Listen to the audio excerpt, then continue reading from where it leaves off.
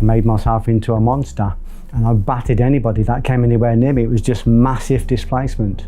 Been abused at the age of 11, that's not going to happen again. So I built this armory. All of my armory's in the books now, but all of the war paint, you know, all my body's filled with war paint, a huge back, big back, you know, wings. Don't come near me, I'm fucking dangerous. Actually, I was just an insecure, frightened boy stuck in the carapace of this martial arts legend. I wasn't a legend. This martial arts master wasn't a master. I was a frightened boy inside this physical frame. The only way I was going to clean that, Brian, was to write about it. I thought my wife would be ashamed of me. She actually said to me, yeah, but these things you've written here, they didn't happen to you, did they? You didn't do that to yourself. And I said, yeah, but I did. And that's the whole idea of writing the plays. I said, it's blackmailing me. You don't remember me.